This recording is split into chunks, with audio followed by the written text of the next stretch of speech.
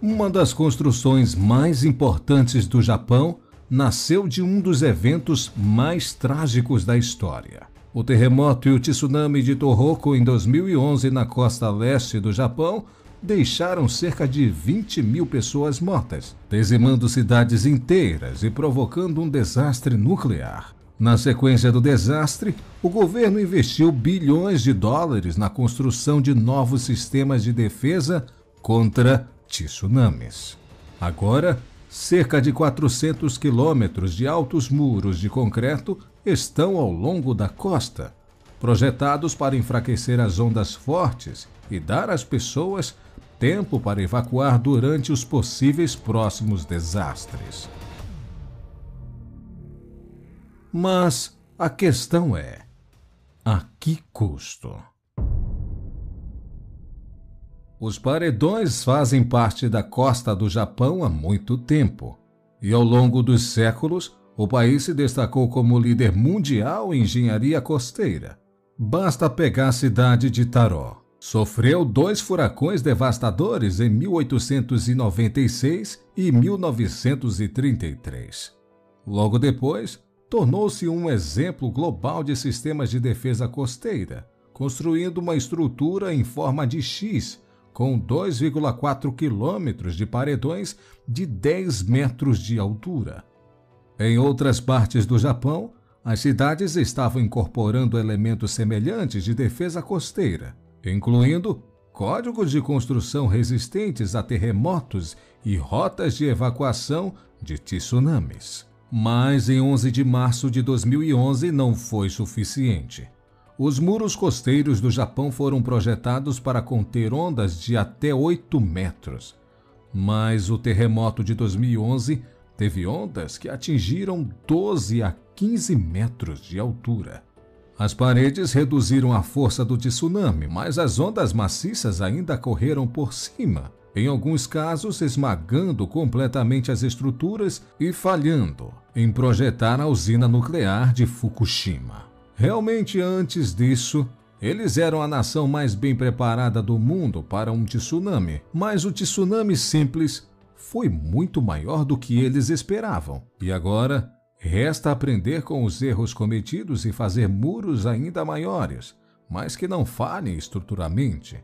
Depois de 2011, o governo japonês reservou 12 bilhões de dólares para reparar e construir cerca de 400 quilômetros de paredões ao longo da costa nordeste. Essas novas estruturas são mais altas que as anteriores, chegando a 14,7 metros em algumas áreas, apoiadas em fundações com cerca de 25 metros de profundidade em alguns lugares. Eles são construídos com bases mais largas e paredes internas reforçadas, para absorver melhor o impacto das ondas e ajudar a evitar que eles desmoronem. Como parte da pesquisa do Dr. McGovern, ele construiu um enorme simulador de tsunami, que pode replicar ondas como as que atingiram o Japão em 2011.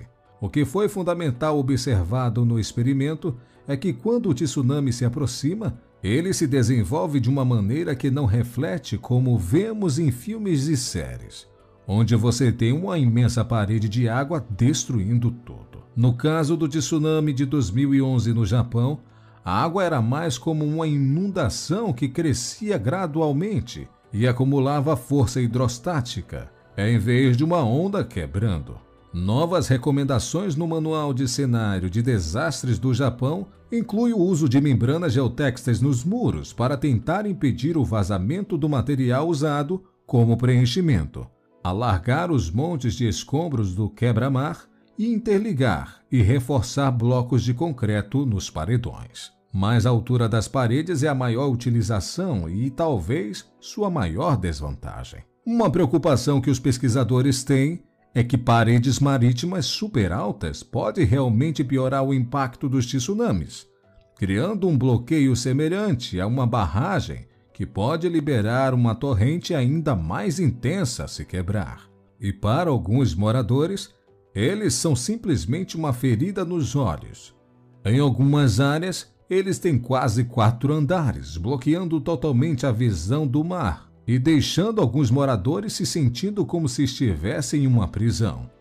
Outros temem que os muros afastem os turistas, ou que estejam destruindo os meios de subsistência e a cultura de sua comunidade à beira-mar. Agora, vamos entender o tamanho do desafio. Nem todos os tsunamis são criados iguais. Os tsunamis de nível 1 ocorrem a cada 50 a 60 anos, e é contra eles que os novos muros são projetados para proteger.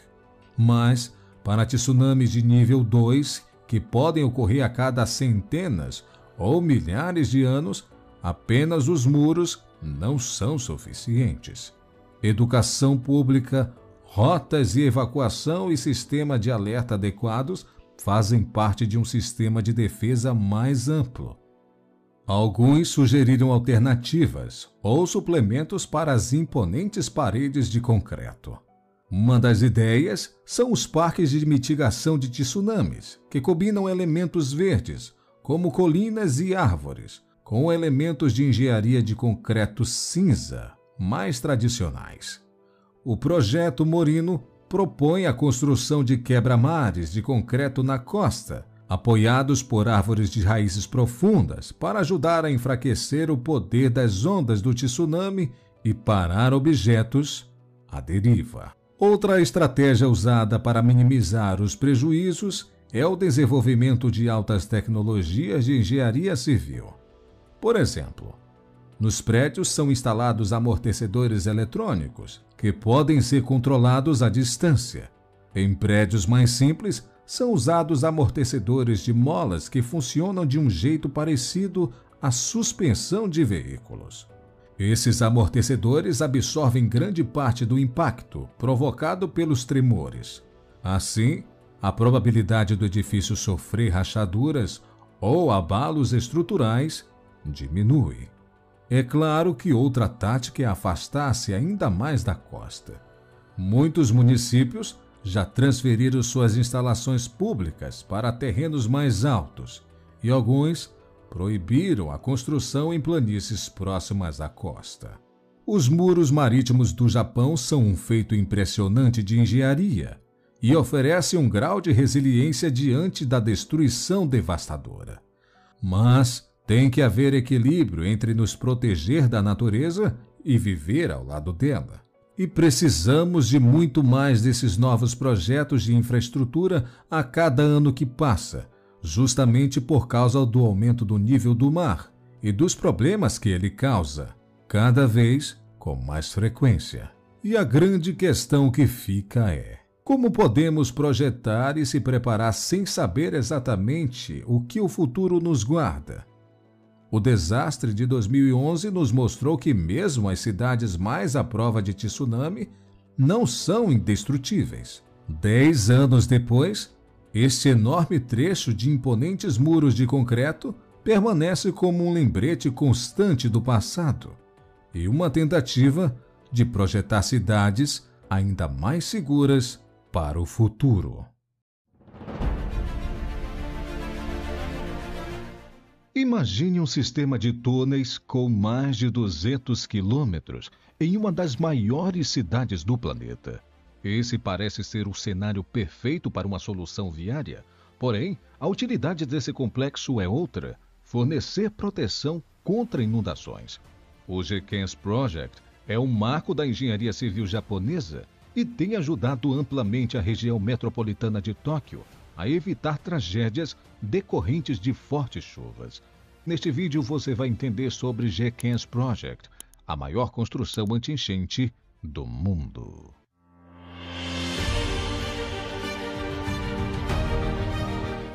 Inaugurado em 2009, o projeto GEKENS está localizado na cidade de Kasukambi, na prefeitura de Saitama, a aproximadamente 200 quilômetros da capital japonesa, Tóquio. Maior construção anti-enchente do mundo, logicamente o projeto GEKENS reserva alguns números impressionantes. Para se ter uma ideia, o sistema consiste em 5 grandes tanques de armazenamento subterrâneos, cada um com 32 metros de altura e 177 metros de comprimento. Esses tanques são conectados por um túnel de drenagem principal de 6,3 quilômetros de comprimento e 10 metros de diâmetro. Além disso, existem vários túneis de drenagem secundários, totalizando mais de 50 quilômetros de extensão. O sistema é capaz de drenar até 200 toneladas de água por segundo durante uma enchente. Para se ter uma noção de escala deste projeto, basta imaginar que o estádio do Maracanã poderia ser facilmente acomodado em um desses gigantescos tanques de armazenamento.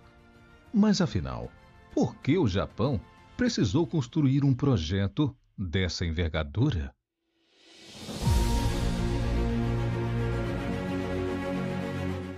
Construído em 1992 e 2009, o G15 Project é um complexo sistema de túneis e reservatórios subterrâneos criado para prevenir inundações em Tóquio e nas áreas circunvizinhas, controlando o fluxo de água durante períodos de chuvas intensas e tufões. Para ser mais preciso, o projeto G15 remonta às recorrentes e devastadoras inundações que assolavam a região metropolitana de Tóquio ao longo do século XX. Enchentes como a de 1947, que causaram a morte de mais de 1.000 pessoas, demonstraram a necessidade urgente de uma solução abrangente para esse problema. Após décadas de planejamento e estudos, o projeto foi finalmente aprovado no ano de 1992. Liderado pela Agência de Controle de Inundações do Ministério da Terra, Infraestrutura, Transporte e Turismo do Japão, o projeto G15 envolveu a participação de engenheiros, arquitetos e especialistas de todo o país. A construção deste sistema subterrâneo de drenagem foi uma grande empreitada, exigindo um enorme esforço e investimento por parte do governo japonês. O custo disso, 230 milhões de ienes, algo equivalente a 2 bilhões de dólares na cotação da época. Mas além do âmbito financeiro, fato é que a determinação de proteger a capital japonesa de futuras tragédias motivou a equipe a superar todos os desafios e concluir o projeto em 2009, após 27 anos de trabalhos. Aliás, veremos mais detalhes sobre o processo de construção a seguir.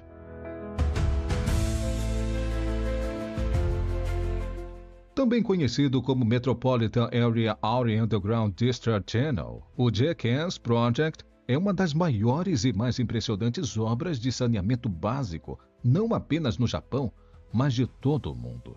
O processo de construção do G15 Project envolveu várias fases e desafios técnicos.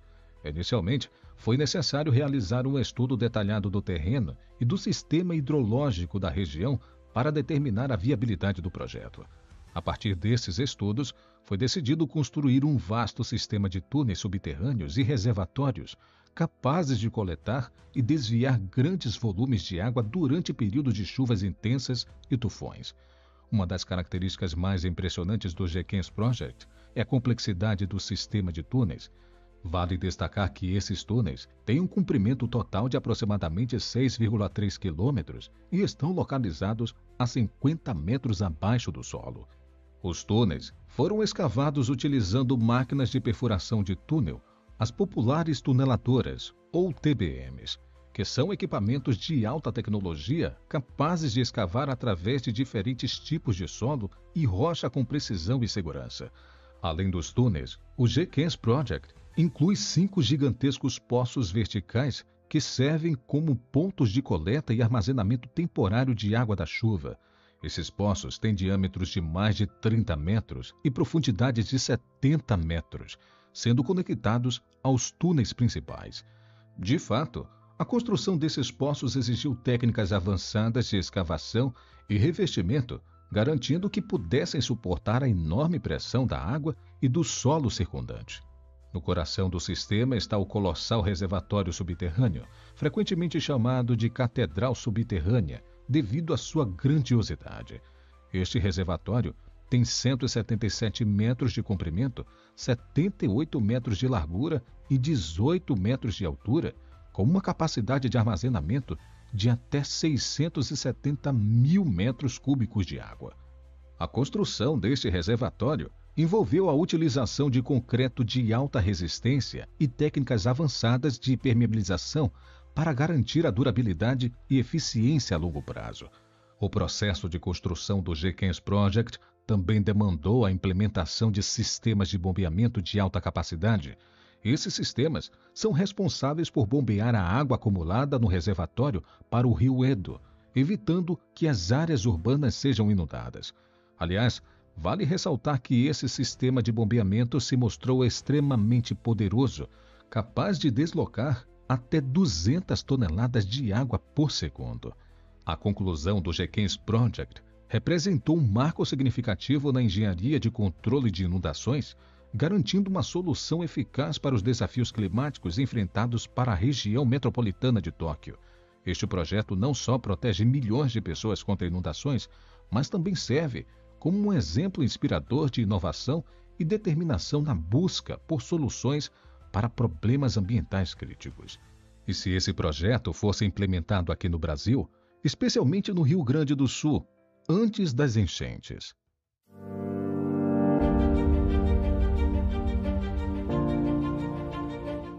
As enchentes recorrentes no sul do Brasil, especialmente no estado do Rio Grande do Sul, têm sido um problema crônico e devastador para a população local. E em 2024, uma série de fortes chuvas e transbordamento de rios causaram prejuízos bilionários, além mais de 160 mortos e milhares de pessoas desabrigadas. Logo, a pergunta que surge é: qual seria o impacto de um projeto como o Jenkins no Rio Grande do Sul? A resposta é simplesmente surpreendente. De acordo com os dados do Programa de Gestão Ambiental Portuária de Porto Alegre, apenas entre os dias 5 e 6 de maio, o rio Guaíba recebeu nada menos que 30 milhões de litros de água por conta das fortes chuvas na região. Embora seja suficiente para aumentar os estragos na capital gaúcha e região, é 22 vezes menor a capacidade do reservatório do projeto Jenkins. Aliás, outro número interessante é que todo esse sistema pode drenar até 200 metros cúbicos de água por segundo. Dessa forma, seria possível drenar uma piscina olímpica em pouco mais de 12 segundos. Ou ainda, todos os 30 milhões de litros de água despejados no Guaíba em 2 minutos e meio. Diante de números como esse, o sucesso do projeto no Japão serve como incentivo para o Brasil. Invista em projetos semelhantes, adaptados às necessidades e realidades locais, a fim de proteger suas populações vulneráveis e inundações recorrentes. Embora concluído na primeira década deste século, o Jenkins Project continua a ganhar importância com o passar do tempo. Com o aumento dos desafios climáticos em todo o mundo, esse sistema de drenagem subterrânea se torna cada vez mais crucial para proteger a região metropolitana de Tóquio. Diante disso, o projeto Jenkins é continuamente monitorado na busca por atualizações e melhorias contínuas para manter a eficiência e se adaptar às novas condições climáticas. Aliás, investimentos em tecnologia de monitoramento, automação e resiliência serão essenciais para assegurar que este sistema de drenagem esteja preparado para enfrentar futuros desafios. Além disso, o projeto Jenkins serve como um modelo inspirador para outras nações e regiões que enfrentam problemas similares de inundações. Por conta da abordagem inovadora e escala impressionante, fica evidente a possibilidade de desenvolver soluções de infraestrutura capazes de proteger populações vulneráveis, mesmo diante de ameaças climáticas mais graves. Portanto, não é de se estranhar os benefícios do Jenkins para a economia japonesa, que são significativos. Além de combater inundações, protege ativos e infraestrutura, prevenindo danos a edifícios, estradas e pontes vitais para a economia de Tóquio. Outro aspecto é a redução nos custos de recuperação após enchentes, liberando recursos para outros investimentos econômicos. Ao minimizar os impactos das inundações, o sistema permite que a atividade econômica e a produtividade da região se mantenha mesmo durante eventos climáticos extremos. O projeto Jenkins representa um marco da engenharia moderna e um exemplo de como a determinação, a inovação e o investimento em infraestrutura podem fazer a diferença na proteção de populações vulneráveis a eventos climáticos extremos. Um projeto que deve servir de inspiração a todo mundo. Seja bem-vindo ao projeto de 7 bilhões de euros para salvar Veneza. Considerada por muitos uma das cidades mais bonitas da Itália, com seus canais, pontes e arquitetura, Veneza enfrenta hoje um grave problema que põe em risco o turismo, a economia e o dia a dia de seus habitantes. A cidade, que também é uma ilha, sempre sofreu com enchentes sazoniais, especialmente nas estações de outono e inverno. Em casos graves, mais de 95% da cidade chega a ficar inundada, o que, embora possa soar bem estranho para nós, é uma situação bem comum para os venezianos, tanto que a maioria dos comércios, bares e restaurantes continuam funcionando mesmo nesse período. Todos os anos, todo mundo se prepara para essa época. Esse fenômeno ocorre desde que a cidade foi fundada, mais de 1.500 anos atrás. E de tão comum, ele recebeu até um apelido, Acqua Alta, como os italianos chamam, que significa água alta em português. E faz menção justamente a esses momentos em que o nível da água sobe tanto que invade e inunda a cidade. Mas o que a Itália pretende fazer para salvar Veneza? O Acqua Alta acontece como consequência de uma série de fatores da região, como maré alta, baixa pressão atmosférica e ventos fortes, vindos do mar Adriático, o que não é comum, e é exatamente o que tem preocupado a população de Veneza, é que a frequência e a intensidade desses alagamentos estão ficando cada vez maiores. De acordo com a agência de notícias francesa France Presse, especialistas afirmam que isso se deve às mudanças climáticas e o aquecimento do mar Adriático. Em 2019, o nível de água foi o maior dos últimos 50 anos, com 80% da cidade inundada, uma taxa alarmante. Além disso, estudos apontam que Veneza está afundando lentamente em italiano, ou módulo experimental eletromecânico em português. O projeto consiste em barragens móveis que impedem que o fluxo do mar avance sobre a cidade, mantendo Veneza a salvo, ainda que os níveis do mar aumentem para além do esperado. Para entender como o projeto foi pensado, a gente precisa entender um pouco a geografia da cidade. Antes de chegar no mar, Veneza possui uma grande lagoa, chamada de Laguna di Venezia, que se liga ao mar Adriático por 3 aberturas: Lido, Malamocco e Chioggia. As barreiras, ou portões do projeto MOSE, são usadas para fechar as aberturas. Para o projeto, foram construídos e colocados 78 portões divididos em 4 barreiras. Na enseada do Lido, a mais larga das 3, estão fileiras de portões ligados por uma ilha artificial. Essa ilha, que liga as 2 filas de portões, é onde fica o centro operacional do sistema. Na enseada de Malamocco, que foi um dos primeiros assentamentos da cidade de Veneza e que remete aos tempos da Roma antiga, fica mais uma fileira de portões e, por fim, mais uma fileira na enseada de Chioggia. Esses portões são estruturas de metal de 20 metros de largura por 25 de altura e 4 de espessura, sendo colocados um ao lado do outro, formando a barreira. Em condições mais normais da maré, os portões se enchem de água e ficam submersos. Quando é prevista uma maré alta, é introduzido ar comprimido nesses portões para esvaziá-los, fazendo com que eles, que pesam mais de 40 toneladas, subam até ficar acima do nível do mar, impedindo que a água do mar entre na lagoa e faça o nível da lagoa aumentar, transbordando e inundando a cidade. Mas o elemento mais importante desse projeto talvez seja as caixas ou caixões que ficam submersos, suportando os portões e fazendo todo esse movimento de subir e descer. Eles levam apenas meia hora para subir e menos do que isso para descer. Para desenvolver esse sistema, foram contratados os melhores engenheiros da área.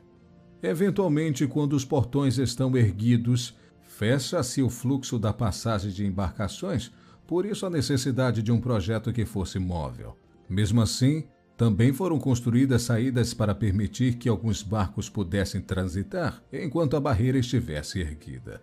Cada uma das grandes barreiras tem múltiplos portões e cada um deles pode ser controlado separadamente.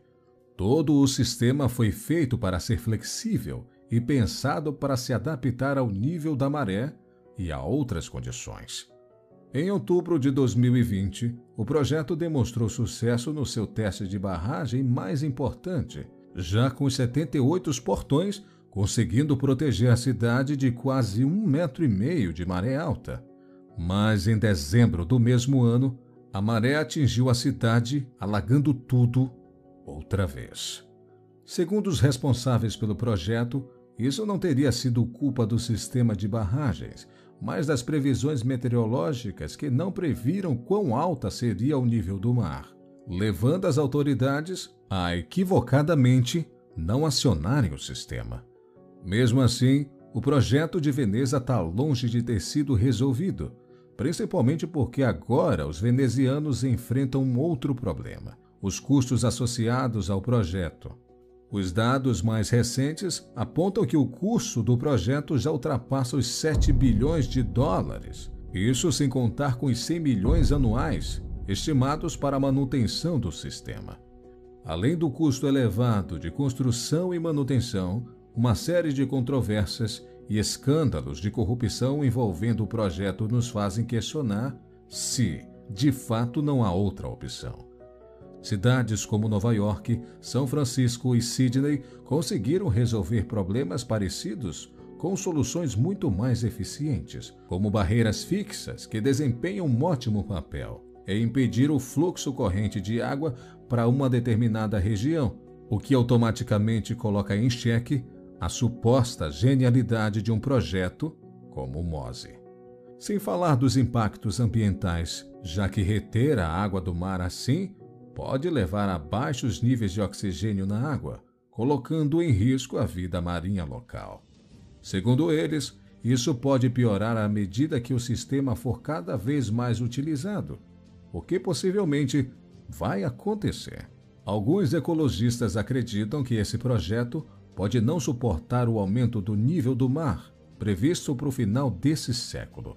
E outros se perguntam se essa é uma solução tão eficaz quanto outras, até mais baratas, implementadas em outras cidades, como a barreira do rio Tâmisa, em Londres. O projeto também é criticado por ser muito antigo, podendo até ter sido uma boa ideia na década de 60, mas longe de ser a melhor solução nos dias de hoje.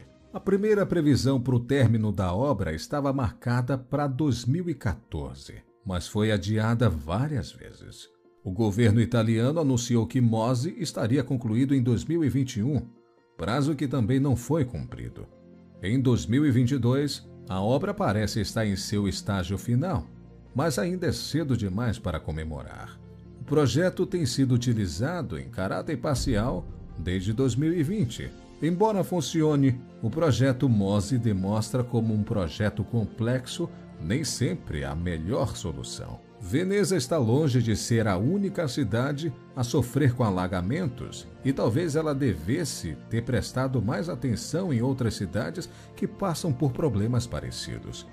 E não é que o projeto MOSE seja necessariamente um projeto ruim, pelo contrário, todo o conceito por trás do projeto é bom, mas a sua viabilidade a médio e longo prazo é algo questionável.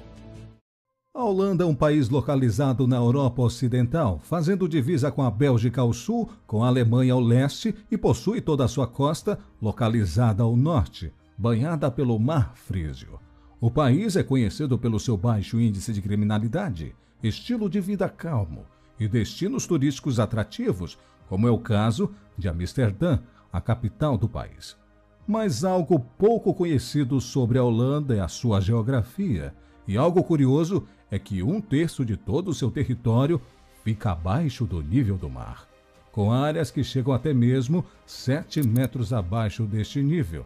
Devido a este detalhe, muitas inundações já aconteceram ao longo da história da Holanda, e não só nas cidades perto do litoral, pois em épocas de maré alta, as águas do Mar do Frísio adentravam por todo o país.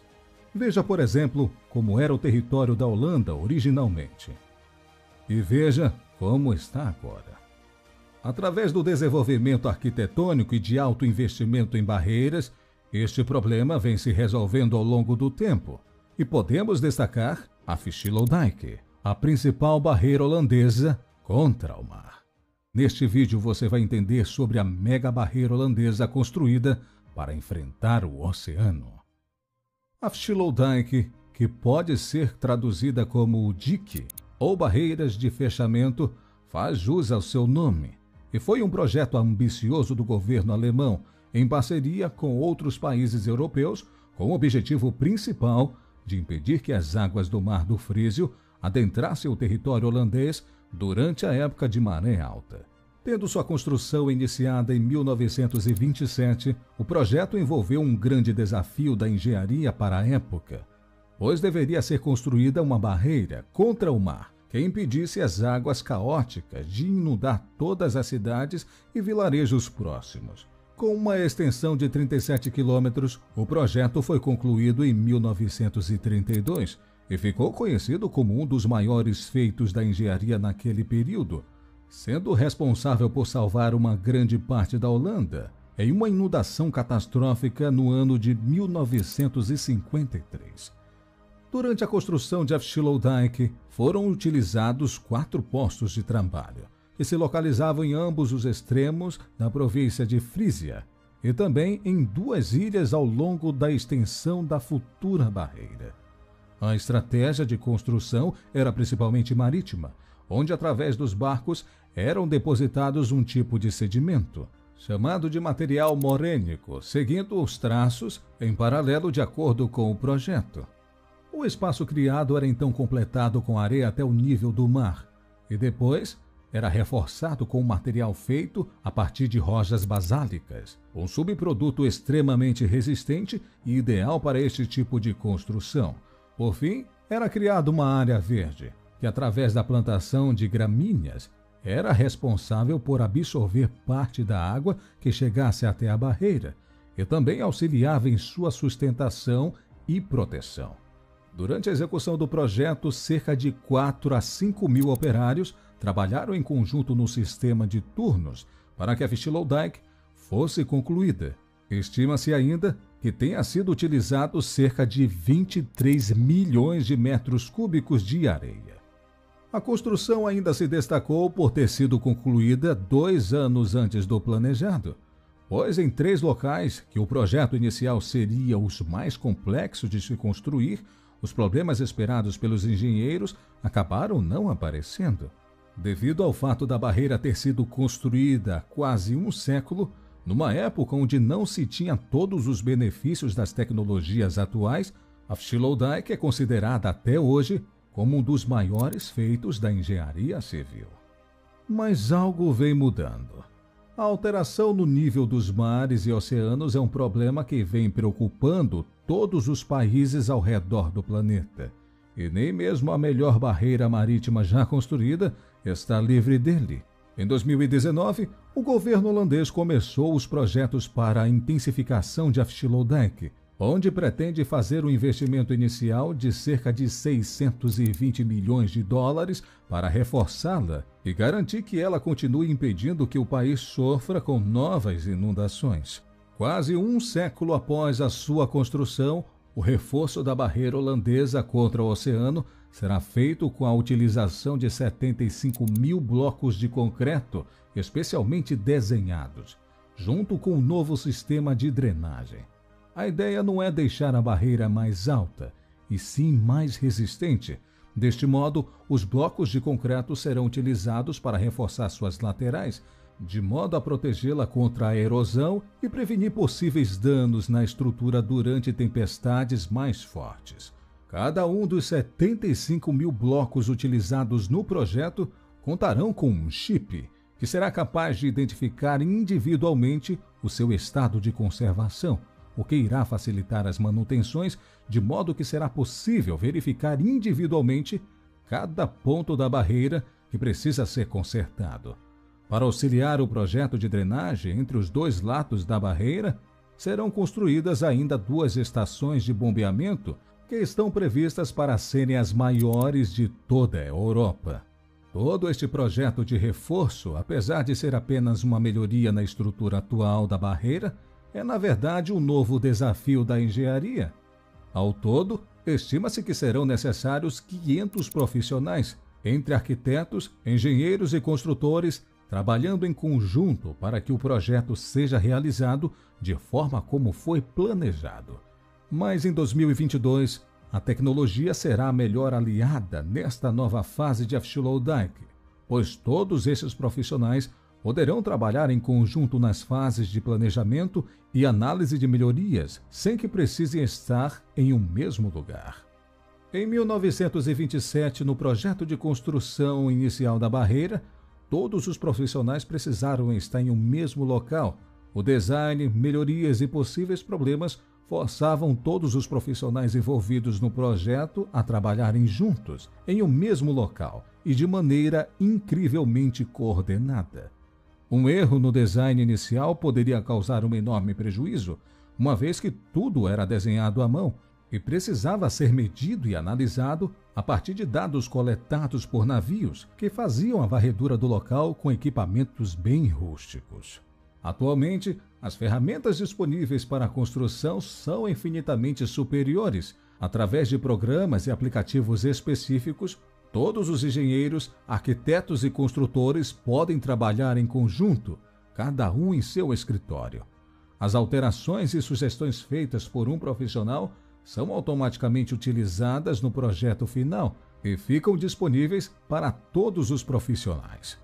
Assim, as ideias, mudanças e sugestões são mais simples de serem implementadas, trazendo uma economia de tempo, esforço e recursos. Através de renderizações 3D, é possível realizar testes nas melhorias antes mesmo que elas sejam feitas, permitindo analisar diversos resultados direto na tela de um computador.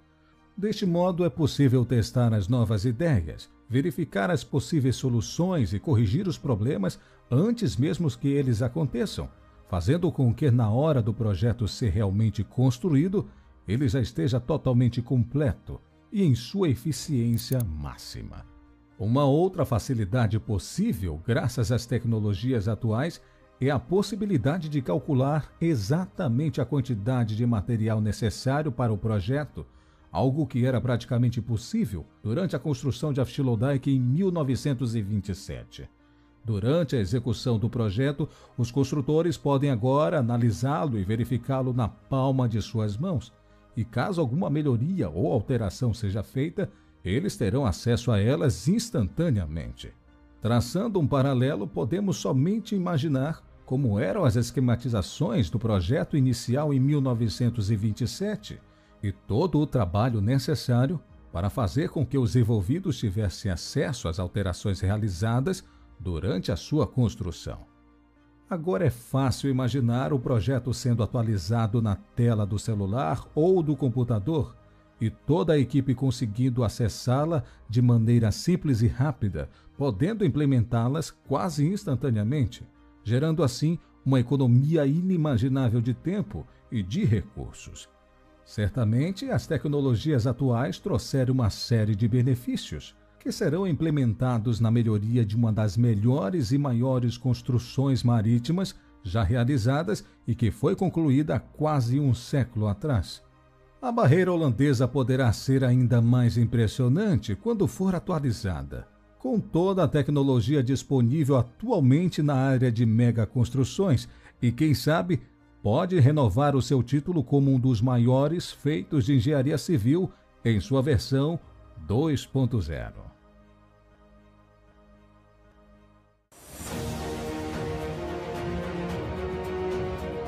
De um lado, o 9º maior IDH do mundo. Do outro, severas limitações territoriais e de abastecimento de água. Pode parecer que estamos falando de países diferentes, mas de fato, ambos os cenários são encontrados em apenas um, Singapura. Ícone de desenvolvimento econômico na Ásia, a nação possui recursos hídricos extremamente limitados. Contudo, tem se destacado nos últimos anos por uma série de projetos para a gestão das águas. E um deles envolve a construção de mais de 130 blocos de concreto com altura de um prédio de 10 andares, em pleno Oceano Índico. Fique conosco pelos próximos minutos e entenda mais sobre esse incrível megaprojeto. Neste vídeo você vai entender por que Singapura está construindo caixões de concreto no oceano. Singapura está localizada no sudoeste asiático, entre a costa sul da Malásia e o norte da Indonésia. Banhado pelo Oceano Índico, o território singapurense é um arquipélago composto por 69 ilhas, totalizando pouco mais de 734 quilômetros quadrados de extensão, 30 vezes inferior ao menor estado brasileiro, Sergipe. Situada na Ilha do Equador, Singapura possui um clima tipicamente tropical, com muita chuva ao longo de quase todo o ano. Aliás, de acordo com dados de 2017 do Banco Mundial, o país tem o 14º maior índice de precipitação anual, 40% maior a registrada no Brasil. Apesar dessas características, a nação enfrenta desafios hídricos, grandes desafios. Não à toa, entre 40% e 50% da água consumida no país vem da vizinha Malásia.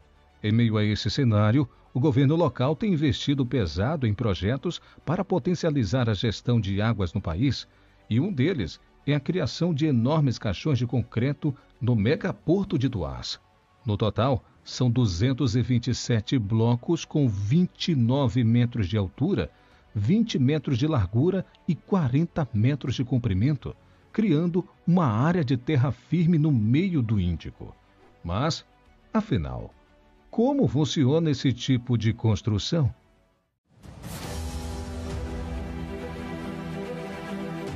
Antes de compreendermos sobre o sistema de caixões no megaprojeto de Tuás, é preciso saber sobre o contexto histórico da falta de água em Singapura. Esse, por sinal, é um problema mais antigo do que alguns possam imaginar. Ainda no século XIX, mais precisamente em 1885 e 1895, severas secas somadas à crescente demanda local por água colapsaram as reservas singapurenses de tal forma que um sistema de racionamento foi adotado em boa parte do país. Para se ter uma ideia, o abastecimento era restrito a 2 horas diárias. Isso mesmo, apenas 2 horas. Já no século XX, mais precisamente nos anos de 1960, o país celebrou grandes conquistas. Além de proclamar independência política e território da Malásia, em 1965, Singapura experimentou acelerado crescimento econômico, constantemente acima dos 7% por ano. Não à toa, ao lado de Hong Kong, Taiwan e Coreia do Sul, ganhou a cunha de tigre asiático. Logo, contudo, 2 aspectos tornaram a demanda por água ainda mais crítica em Singapura. Além da industrialização, a população crescia consideravelmente. Apenas entre 1964 e 2014, o número de habitantes praticamente triplicou, saltando de 1,8 milhão para quase 5,6 milhões de pessoas. A título de exemplo, ao longo desses 50 anos, a população do Brasil cresceu 2,47 vezes. Porém, Singapura tem enfrentado tais desafios com muita ciência e tecnologia, sobretudo desde o início dos anos 2000, quando a cidade-estado diversificou as fontes de captação e tratamento de água, mais precisamente transformando as águas de mar e de esgoto em águas próprias para o consumo humano. Além disso, o país tem investido pesado na extensão de minúsculo território, um dos 20 menores do mundo. O objetivo do governo é aumentá-lo em 8% até o fim de 2030. E é nesse contexto que entra os caixões de concreto do megaprojeto de Tuás.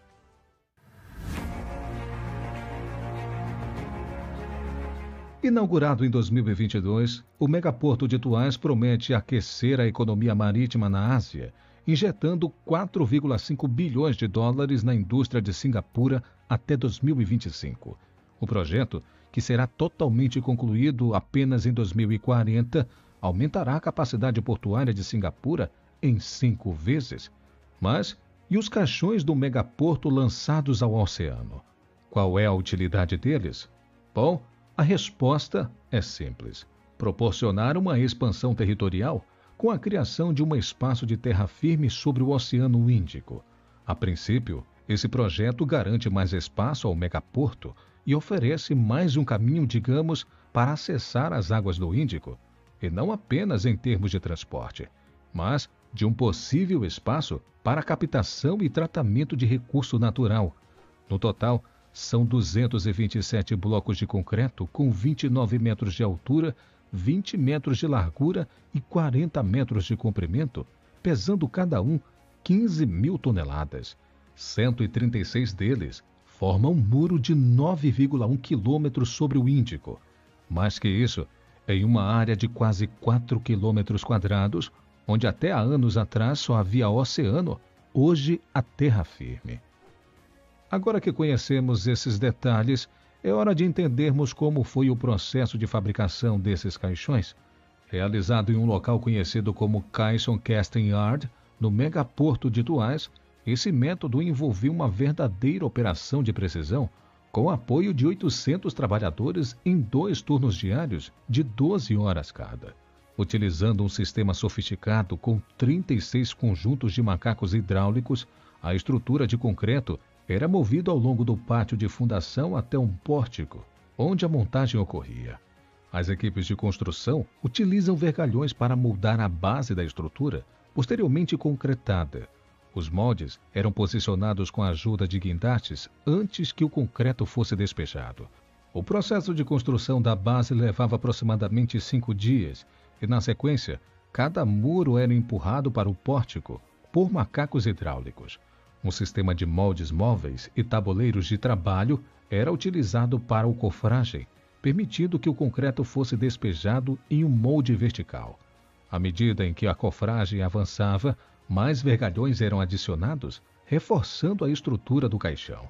Aliás, por falar em estrutura, um ponto importante se referia à produção do item contra a corrosão causada pela exposição ao mar e à maresia.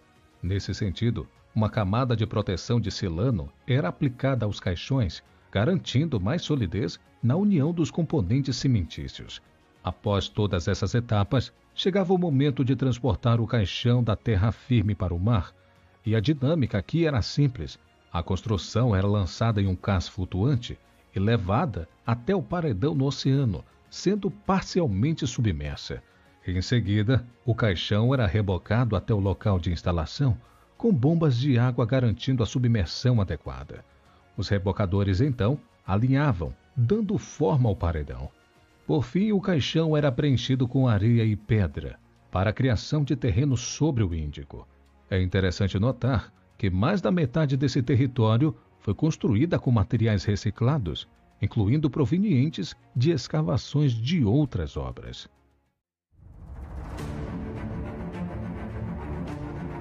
Que os caixões do megaporto de Tuás são exemplos de megaconstrução inteligente e de grande utilidade, não há dúvidas.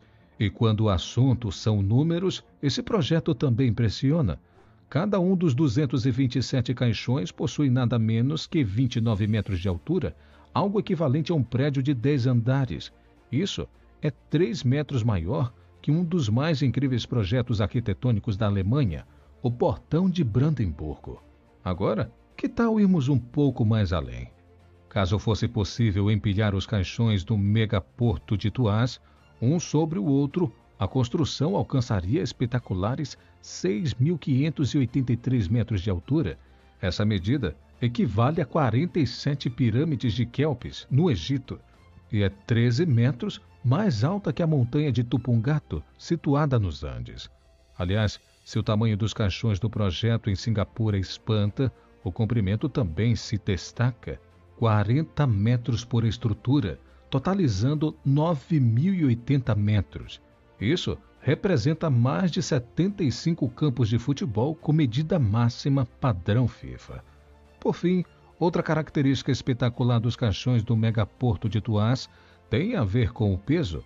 Cada um pesa impressionantes 15 mil toneladas.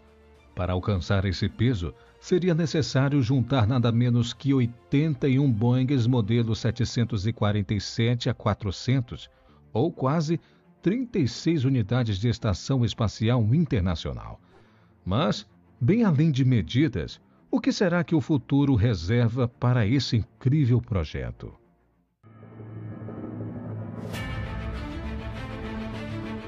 Que os caixões do Megaporto de Tuás trazem um benefício territorial ao Megaporto de Tuás, não há dúvidas. Agora, mensurar o impacto desse projeto, bem como o do Megaporto, para a gestão de águas em Singapura, ainda é exercício de futurologia.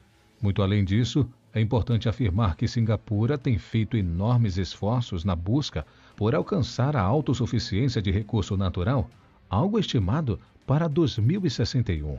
De acordo com a empresa local de tratamento de águas residuais, New Water, até 2050, 55% da demanda por água potável será resolvida no próprio país. Atualmente, essa marca é de aproximadamente 30%. Desse modo, Singapura poderia reduzir consideravelmente a demanda por água da Malásia. E, curiosamente, o país não seria o único beneficiado nessa história. Vale destacar que desde o início dos anos 2000, ambas as nações estão em rota de colisão quanto aos valores de recurso oriundo do Rio Jor. Além do governo malaio alegar que a nação vizinha compra água por um valor muito inferior ao do mercado, a concessão de tamanho volume de água, 960 milhões de litros por dia, afetaria a própria gestão de águas da Malásia, sobretudo no estado de Johor.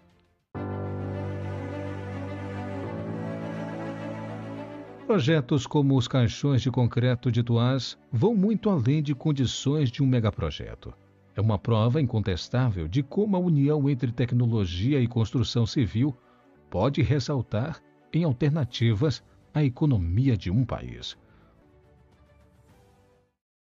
Istambul é a maior cidade da Turquia e a quarta maior do mundo. A cidade é caracterizada por ter sido a capital de diversos impérios ao longo da história, como o Império Romano do Oriente, o Bizantino e o Império Otomano. A cidade é ainda a maior do mundo, com território em 2 continentes diferentes, uma vez que Istambul possui parte do seu território na Europa e a outra parte na Ásia. É ainda a cidade mais populosa da Turquia, com cerca de 20% da população se concentrando na cidade. Mas o principal ponto de Istambul é a sua localização estratégica, pois passa pela cidade o Estreito de Bósforo, sendo ele o responsável por marcar a divisão entre a Europa e a Ásia, e ainda permitir a conexão entre o Mar Negro e o Mar Mediterrâneo. O Estreito de Bósforo é o único meio para países como Rússia, Bulgária, Romênia, Geórgia e Ucrânia conseguirem adentrar o Mar Mediterrâneo e, consequentemente, o oceano. Todos os navios desses 5 países, sejam eles comerciais ou de guerra, precisam necessariamente passar pelo Estreito de Bósforo e, consequentemente, por Istambul.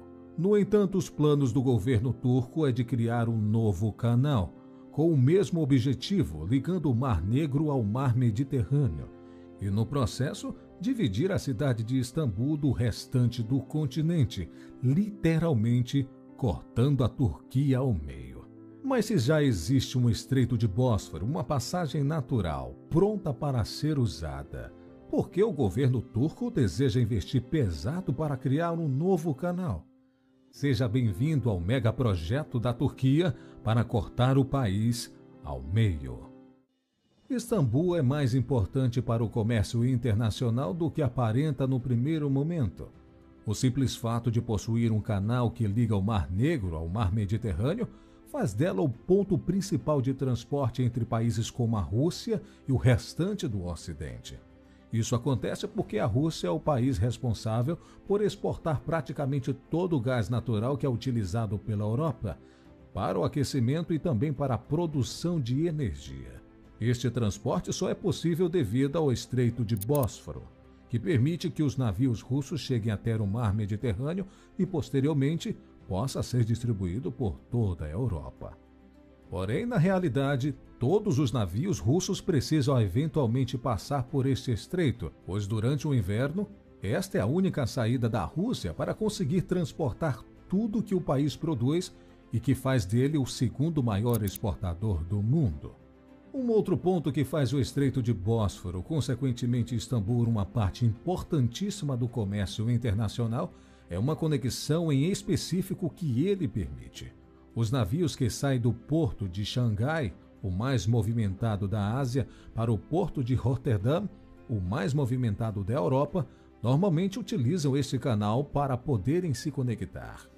Fato é que um simples canal localizado na Turquia é o responsável por permitir grande parte do comércio internacional, principalmente entre a Rússia e o restante do mundo, e também entre a China e a Europa.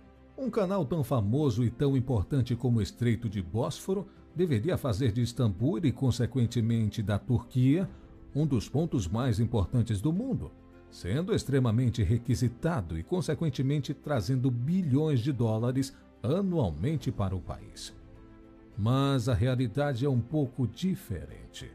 O faturamento da Turquia com o Estreito de Bósforo na atualidade é cerca de $0. O que acontece é que na época da Segunda Guerra Mundial, a Turquia assinou a chamada Convenção de Montreux, que durante a guerra servia para o país se proteger contra navios inimigos e, em contrapartida, também zerava a tarifa de todos os navios pertencentes aos países do Mar Negro. Na época da guerra, o acordo foi benéfico tanto para a Turquia quanto para a antiga União Soviética, e também para a Romênia e Bulgária. Ao final da guerra, a convenção se manteve e, apesar de terem existido outras que iriam negativar a de Montreux, elas não eram tão interessantes para a Turquia, mesmo que a impedisse de cobrar tarifas e, consequentemente, obter lucro com o Estreito de Bósforo. Para se livrar de vez dos acordos realizados na Convenção de Montreux, sem perder os seus benefícios, a Turquia pode, na teoria, construir um outro canal, pois as cláusulas da convenção somente seriam aplicadas ao Estreito de Bósforo e não ao seu novo canal. Com a criação do novo canal de Istambul, que será exatamente alguns quilômetros de distância do canal de Bósforo, a Turquia poderia finalmente monetizar a sua posição estratégica e finalmente faturar alto com a passagem de navios pelo seu território. E em março de 2021, a Turquia finalmente começou a construção do novo canal de Istambul, que, apesar de resolver o problema de faturamento, irá ao mesmo tempo cortar a Turquia ao meio. O projeto inicial é construir o novo canal de Istambul com aproximadamente 40 quilômetros de distância de um ponto a outro e cerca de 30 quilômetros de distância do antigo Estreito de Bósforo. A título de comparação, o canal de Suez tem cerca de 200 quilômetros, o que faz do novo canal de Istambul um projeto bem mais simples e cerca de 5 vezes menor do que a construção deste canal. O primeiro motivo para a construção deste novo canal não é simplesmente para se livrar das limitações que o Estreito de Bósforo possui através da Convenção de Montreux. Fato é que, por ser um ponto estratégico para o comércio marítimo mundial, o Estreito de Bósforo está sempre muito congestionado, pois cerca de 40 mil navios passam por ele anualmente. Isso gera um transtorno gigante no canal e faz com que os navios precisem esperar uma média de 14 horas para poder atravessar, com épocas do ano onde a espera pode chegar a 2 dias inteiros. Toda esta espera gera atraso nas entregas, complicações para os produtos perecíveis e, claro, diminui o faturamento de todos que utilizam o Estreito de Bósforo. Logo, a construção do novo canal não irá beneficiar somente a Turquia, mas todos os países que precisam utilizar Istambul como passagem para suas rotas comerciais, de modo a exportar uma gama imensa de produtos. O novo canal, no entanto, irá ajudar a resolver este grande problema. E quando estiver concluído, a previsão é de que cerca de 160 navios sejam capazes de atravessar pelo novo canal diariamente. O projeto é gigantesco e os custos aproximados do novo canal giram em torno de 15 bilhões de dólares, algo justificado para um projeto desta estrutura e que possui pontos interessantes. Um deles é o de aliviar a quantidade de navios que transitam atualmente pelo Estreito de Bósforo, em sua grande maioria navios com cargas perigosas, como os de petróleo russos, que possuem um alto risco de explosão.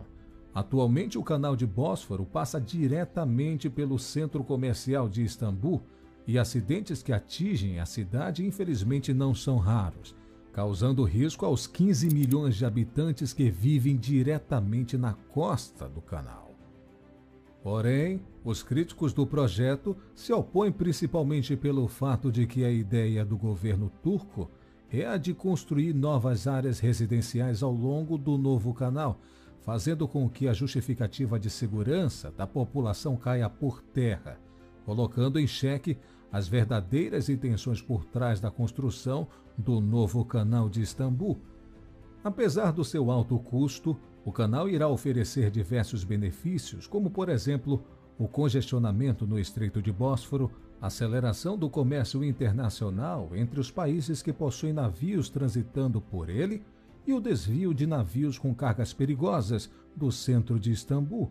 E claro, o mais importante é finalmente conseguir lucrar com a quantidade imensa de navios que transitam pelas águas da Turquia.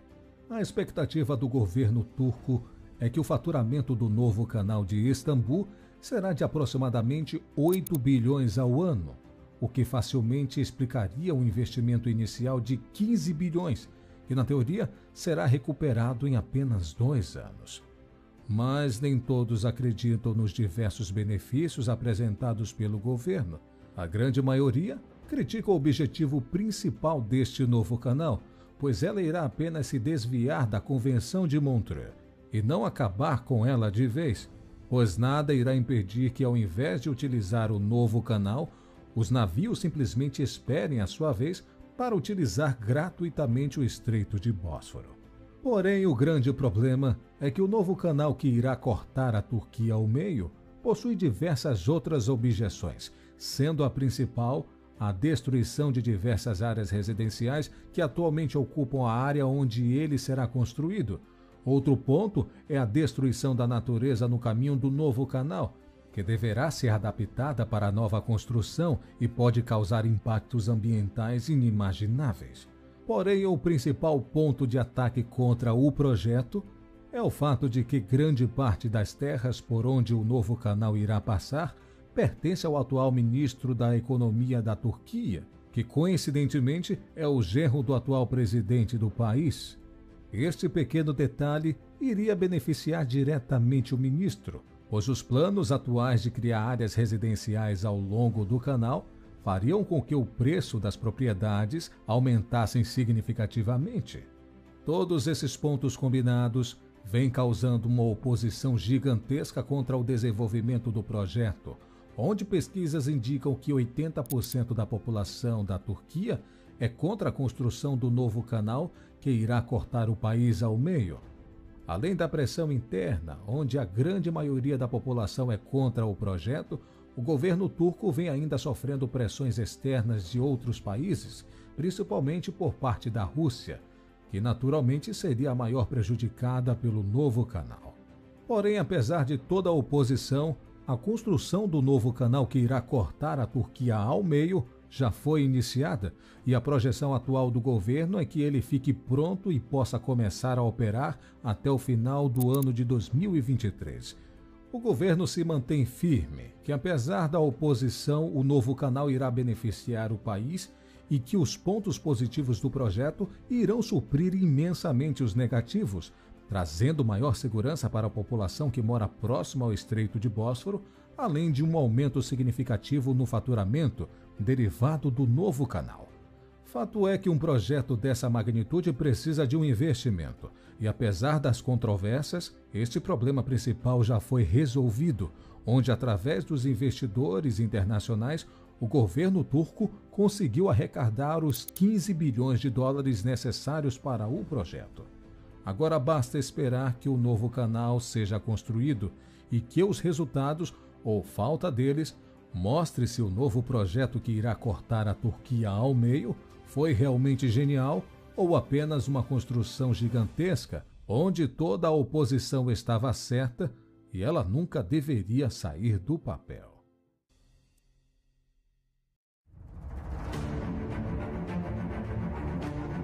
Em meio às planícies do estado de Odisha, na Índia, onde as águas do rio Mahanadi fluem serenamente, ergue-se uma estrutura colossal, a barragem de Hirakud. Situada a apenas 10 quilômetros de Sambalpur, esta barragem não é apenas uma façanha de engenharia, mas a maior barragem de terra do mundo. Atrás de suas imponentes construções, o reservatório de Hirakud se estende por impressionantes 55 quilômetros, marcando a paisagem com sua presença vasta e vital. No entanto, recentemente avaliações apontam para problemas significativos de manutenção e assoreamento que ameaçam sua integridade, gerando preocupações sobre potenciais riscos estruturais. À medida que especialistas e autoridades debatem soluções, a barragem simboliza não apenas um feito de engenharia, mas também um desafio contínuo de sustentabilidade e segurança. Mas quais foram as motivações por trás da construção de um projeto tão monumental? E o que está causando esses problemas? Será que a barragem vai mesmo rachar, como algumas pessoas sugerem? Neste vídeo você vai entender sobre Hirakud, a incrível e perigosa construção da Índia. Mas antes, gostaria de agradecer a você que acompanha o Construction Time e a você que é membro daqui do nosso canal. E caso você possa se tornar membro, clique aqui no botão Seja Membro ou acesse o QR Code através do seu telefone celular que vai aparecer aqui na sua tela. Localizada entre as colinas de Lakshmi Dugri e Chandli Dunguri, a 100 quilômetros do norte de Sambalpur, na Índia, a barragem de Hirakud se estende majestosamente por 25,8 quilômetros, marcando sua presença como a maior barragem de terra do mundo. Este imenso projeto não é apenas uma maravilha da engenharia moderna, mas também um marco geográfico, abrangendo uma vasta extensão do rio Mahanadi. Construída com uma combinação de terra, concreto e alvenaria, a barragem é flanqueada por diques extensos que medem 21 quilômetros de cada lado, fechando as passagens baixas das colinas adjacentes. O gigantesco reservatório de Hirakud, formado pela barragem, cobre uma área de 743 quilômetros quadrados, com um perímetro impressionante de mais de 639 quilômetros. Esta massa de água não apenas modera as inundações devastadoras do delta do Mahanadi, mas também é um vital recurso para a biodiversidade regional, irrigação de terras agrícolas e geração de energia elétrica.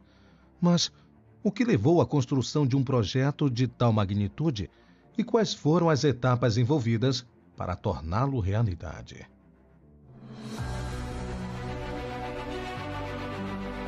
A construção da barragem de Hirakud foi impulsionada por uma visão ambiciosa de transformação e desenvolvimento na região de Odisha, na Índia. A pedra fundamental foi colocada em março de 1946 por Sir Hawthorne Lewis, então governador de Odisha, marcando o início de um dos primeiros grandes projetos multifuncionais de vale fluvial na Índia pós-independência. Com o relatório do projeto submetido ao governo em junho de 1947, a obra foi projetada para enfrentar inúmeros desafios, incluindo controle de enchentes, irrigação agrícola e geração de energia hidrelétrica. Em 1952, o Comitê de Mazumdar foi estabelecido para supervisionar a solidez e a viabilidade técnica do projeto.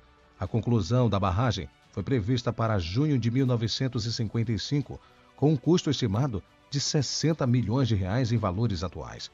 No entanto, a obra foi completada antes do previsto, em 1953, e formalmente inaugurada em 13 de janeiro de 1957. O projeto finalmente custou 66 milhões e alcançou plena funcionalidade em 1966, gerando 48 mil quilowatts de energia e irrigando 5,5 mil quilômetros quadrados de terra, cumprindo assim sua promessa de fortalecer a infraestrutura e o desenvolvimento econômico da região. Mas como realmente foi a construção de Hirakud e quais foram os desafios por trás dessa grande obra? A construção da barragem de Hirakude foi um marco monumental na engenharia hidrelétrica, combinando tecnologias avançadas e técnicas tradicionais para criar a maior barragem de terra do mundo. Erguida sobre o rio Maharadi, a barragem estende-se por 25,8 quilômetros, incluindo diques entre as colinas de Lakshmi-Dugri e Chandali-Dunguri, ao norte de Sambalpur. Esta colossal estrutura é composta de terra, concreto e alvenaria, como havia falado antes, formando não apenas uma barreira física, mas também o maior lago artificial da Índia, com uma área de 743 quilômetros quadrados e uma linha costeira de mais de 639 quilômetros. Apesar dos desafios logísticos e técnicos, a construção avançou rapidamente. A barragem principal, medindo 4,8 quilômetros de comprimento, foi estrategicamente localizada entre duas colinas para aproveitar a topografia natural, otimizando tanto a coleta de água quanto a resistência estrutural. Um dos detalhes importantes é que Hirakude não é apenas uma barragem, mas também um complexo hidrelétrico, suportando duas casas de forças principais. A casa de força 1, situada na base da barragem, é equipada com 3 turbinas Kaplan de 37,5 megawatts e 2 turbinas Francis de 24 megawatts, totalizando uma capacidade instalada de 259,5 megawatts. A 19 quilômetros a sudoeste, a casa de força 2, localizada em Tiplima, adiciona mais 72 megawatts através de seus 3 geradores de 24 megawatts cada. Estas instalações foram desenvolvidas em 3 fases, culminando com a instalação do 7º gerador em 1990, elevando a capacidade total para 347,5 megawatts. No entanto, a principal motivação para a construção de Hirakude foi o manejo de água na região. O reservatório desempenha um papel crucial no controle de inundações, especialmente no delta do Maharadi, e na irrigação de vastas áreas agrícolas, cobrindo 75 mil quilômetros quadrados. Além disso, a barragem ajuda a gerar hidroeletricidade, crucial para o desenvolvimento econômico da região.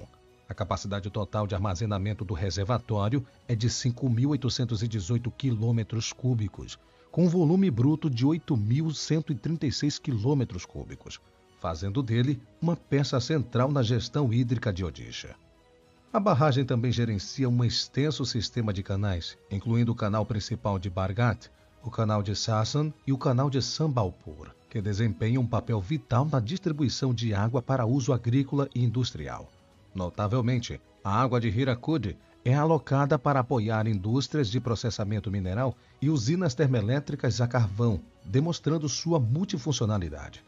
Por fim, além de seu papel técnico, Hirakude afeta profundamente a vida cultural e comunitária da região.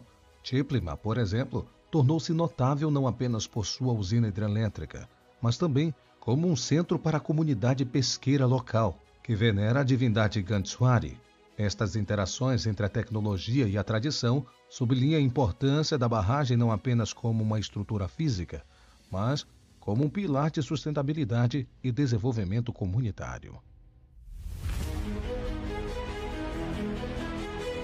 A grandiosidade da barragem de Hirakude pode ser comparada ao projeto de usina hidrelétrica de Itaipu, uma das maiores usinas hidrelétricas do mundo, localizada na fronteira entre Brasil e Paraguai. Ambos os projetos são exemplos notáveis de como intervenções em grande escala podem alterar significativamente as paisagens e o ecossistema local. Enquanto Itaipu possui uma capacidade instalada de mais de 14 mil megawatts, destacando-se pela sua produção de energia, Hirakude, embora com uma capacidade menor, impressiona pela sua extensa barragem de terra e um imenso reservatório que desempenha um papel crucial no controle de inundações e na irrigação, assim como o reservatório de Itaipu, que mudou toda a paisagem da fronteira. Além disso, o aspecto multifuncional de Hirakude é paralelo ao de muitas grandes barragens do Brasil, como a usina de Tucuruí, que além de geração de energia, também foca no desenvolvimento regional e controle de cheias. Essa comparação destaca a capacidade humana de engenharia para não apenas fornecer energia, mas também para gerenciar recursos hídricos e sustentar comunidades locais, fornecendo assim segurança e desenvolvimento. Porém, nem todas são flores, e Hirakude apresenta alguns impactos que veremos a seguir.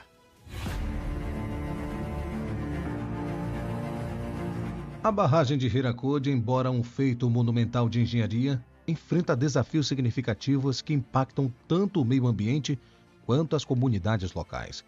O assoreamento tem reduzido progressivamente a capacidade do reservatório, diminuindo em 24% sua habilidade de reter água, o que afeta tanto a gestão de enchentes quanto a geração de energia.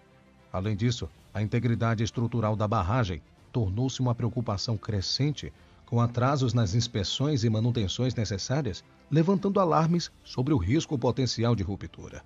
Esse cenário preocupa não apenas pela segurança das comunidades ajussantes, mas também pelo potencial desastre ecológico que poderia seguir-se a uma falha estrutural. Outro impacto notável é a transferência de água entre bacias, uma iniciativa que faz parte do ambicioso projeto India Rivers Interlink, visando otimizar o uso dos recursos hídricos, mas que também levanta preocupações ambientais. Adicionalmente, a barragem causou a submersão de mais de 200 templos históricos, que emergem durante a estação seca, tornando-se um foco de interesse histórico e turístico. Esses impactos refletem as complexidades associadas à gestão de grandes projetos de infraestrutura, onde nem sempre o patrimônio histórico e cultural é levado em conta na hora das construções, principalmente em uma como esta, onde o desenvolvimento econômico é priorizado acima de qualquer outro objetivo. O futuro da barragem Hirakude está intrinsecamente ligado à sua capacidade de superar os desafios estruturais e ambientais que enfrenta atualmente. Com a redução contínua da capacidade de armazenamento devido a assoreamento e preocupações crescentes com a integridade estrutural da barragem, medidas urgentes de reabilitação e manutenção são essenciais para garantir sua funcionalidade e segurança.